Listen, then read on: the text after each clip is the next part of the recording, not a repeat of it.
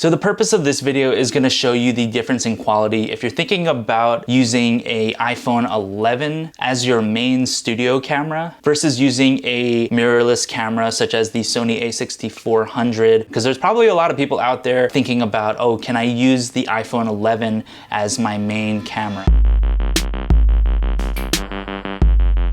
So we have two cameras here. I have the Sony a6400, and then over here we have the all-new iPhone 11. And the iPhone 11 right now is facing me. I'm using the selfie camera. I'm shooting both of these videos in 4K, 24 frames per second. On the iPhone 11, I'm using the Filmic Pro app. And the Sony setup is kind of the setup that I use for most of my videos.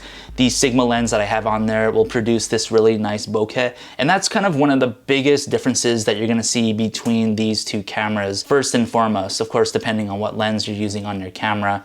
On my camera, since I have a lens that has a really wide aperture and it gets nice blurry backgrounds, you'll see that that's the quality on my Sony. The Sony produces a kind of more cinematic perspective of whatever you're shooting because you got the blurry background. It looks a little creamy, it looks a little dreamy. Where on the iPhone 11, there's no blurry background at all, at least when you're using the front-facing camera. But the benefit of using the front-facing camera on the iPhone, because first of all, it's an iPhone, so it's just really easy to use. You already have it in your pocket. You can just start shooting. You don't have to mess with settings and stuff that much. You can just start shooting really beautiful 4K footage. So iPhone has the convenience factor where the Sony or any other big camera in your studio will take up more space. It's not always on you and it requires a little more setup. But the quality, as you can see, the image quality, I definitely prefer that of the Sony. But the iPhone 11 isn't that far behind. I mean, this is a very capable camera. This is the first iPhone where you can actually shoot in 4K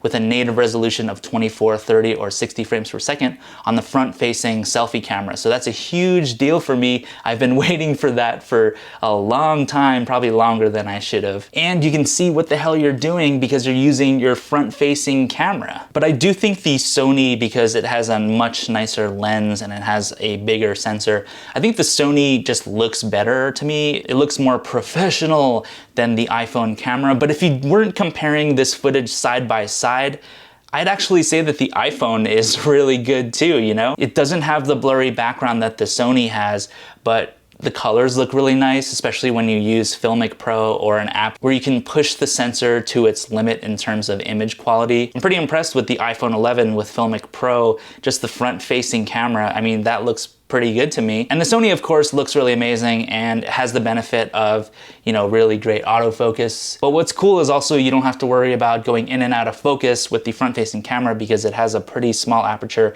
So a lot of things will basically be in focus, including stuff in the background, foreground, etc.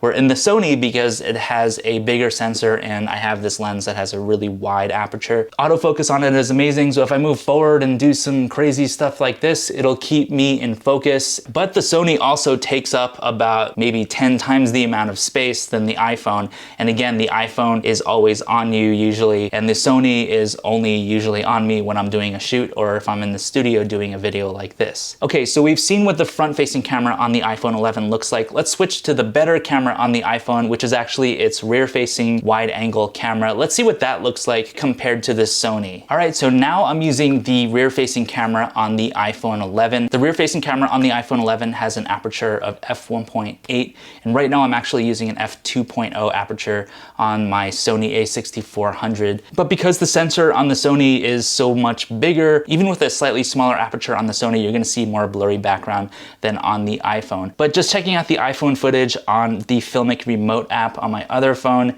this looks pretty good to me. It doesn't look as crazy amazing in terms of the colors and the blurry background as the a6400, but I definitely think, especially using the rear camera on your iPhone 11, you should be fine in terms of doing a studio setup video like this, or even just almost any video or vlog. The iPhone 11 just has really amazing cameras. I'm using the base model right now, and the 11 Pro even has the telephoto lens, so you get a third lens on the rear of the phone, but the wide angle lenses are the same on the iPhone 11 versus on the 11 Pro. But yeah, damn, this footage looks really, really good. So I'm very impressed with the iPhone 11 and how it's doing with the rear and the front facing cameras. I think the rear camera especially does a really good job for shots like this, but I still don't think it compares 100% to the awesome quality of the Sony a6400 or a bigger camera. So what do you think? Do you prefer the a6400 or do you prefer the iPhone 11? I think it depends on what you're doing. If you want more blurry backgrounds and a little more information in terms of colors and stuff on the sensor and a more accurate image with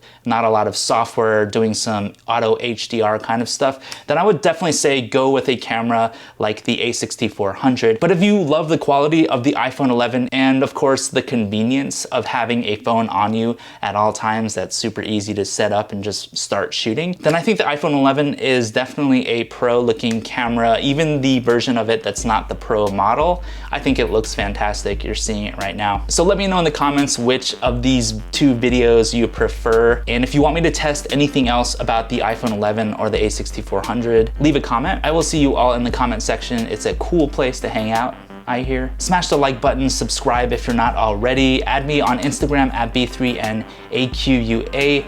Thank you so much for watching, and I'll see you in the next one.